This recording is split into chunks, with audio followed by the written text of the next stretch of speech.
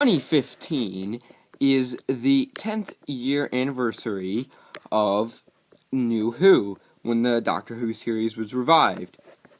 So, I asked you guys on Instagram to request some episodes for me to review, and I'll be doing this all year, and you can still do it, and you can comment something below, but,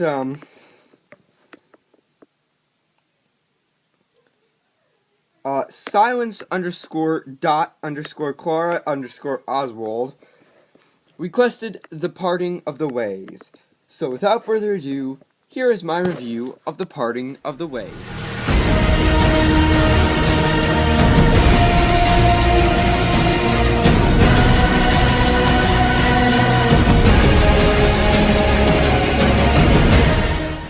Hello everyone, and yes, remember to keep requesting, some stuff in the comments section below, some episodes that I should review.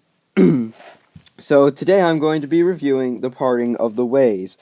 This was Christopher Eccleston's last episode, and it also was the last appearance for a while of Captain Jack Harkness.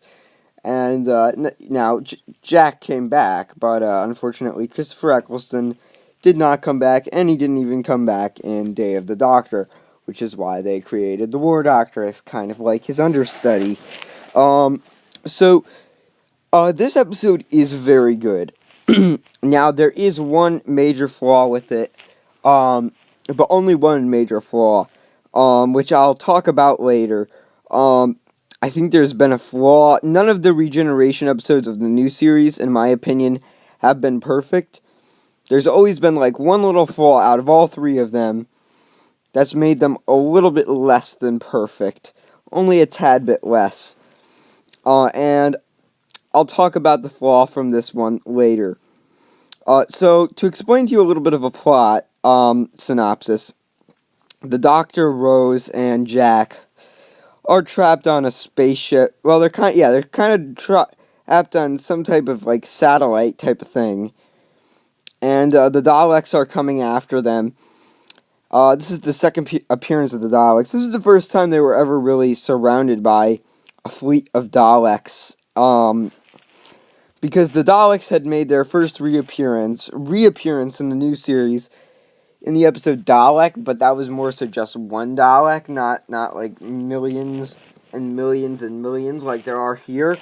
And nowadays, the Daleks have been known to be some of the biggest lame ducks of all time, and that's mostly because they have to be there so often. Like, they have to have one season, at least one episode with the Daleks every season, or else, they're just not gonna, BBC loses the rights. So, the Daleks, they have to be in every season, or they lose the rights. And, to the characters, not the show, but the characters. So, the episode is very good overall. Now, I did not like how Rose treated Mickey. I think she was very mean to him. And Mickey appears in this episode. But what basically happens is, but there were some truly powerful moments in this episode. I really like the scene where Rose tells her mother about her seeing her dad, and her mother doesn't really want to accept it. And, it's a very powerful scene. And it's another very powerful scene was when, the scene where Rose is going back and the Doctor has that one message, and he says, if you want to do something for me, you can do one thing for me, live your life good. That was just, my heart dropped when that happened. I mean, oh gosh. Now, overall, this is great. The Daleks scared me in this episode. Nowadays, they're the biggest lame ducks of Doctor Who. They're not even my favorite villains anymore. But, here, they really scared me. I mean, they were like, it's like, oh crap, they're coming. They're coming. I mean, they're so that was the best part of it, I think. But, and don't get me wrong, the Bad Wolf scene was brilliant. And that scene where Rose gets, when Rose gets the Bad Wolf speech scene just proved how great an actress Billie Piper was. But the one major flaw about this episode, and this is the only flaw I think with this episode, but it's kind of a big flaw, is I had this problem with Legopolis. Legopolis was Tom Baker's last episode. And this episode's one major flaw is that it doesn't feel like a regeneration episode. Now, I love the regeneration from this episode. It was, in my opinion, it was better than the 10th Doctor's regeneration, because the 10th Doctor's regeneration, although it was sad, it was out of character, in my opinion, because that was the first time, the Doctor ever considered regeneration to be death. But here, he accepts it as rebirth. And he says, before I go, I just want you to know you are fantastic, Rose. And you know what? So was I. That was just, oh god, that was just brilliant. But for a regeneration episode, it didn't feel like it tied up all the knots. I mean, and I know Christopher Eccleston has the second longest tenure as the Doctor, behind Paul McGann.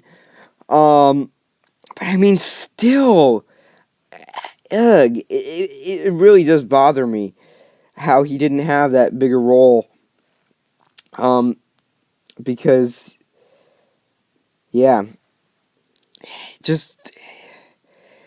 it just bothers me how the last episode didn't feel like it tied up all the knots of the season.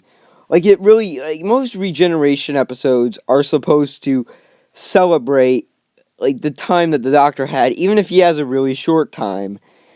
It didn't really feel like the parting of the ways did that. And the regeneration itself was amazing. The episode itself was amazing, but as far as an episode goes, it just didn't feel appropriate for a regeneration episode. But overall, it was a pretty brilliant episode, and I would give it a 9.5 out of 10. I would give it a 10 if not for that one flaw. So please tune in next time, and please leave some suggestions in the comments below for what episodes I should review of New Who. Please make it New Who, not Classic Who, only because this is the 10th anniversary year, and I'll be reviewing your episodes all year. So thank you, and I'm out.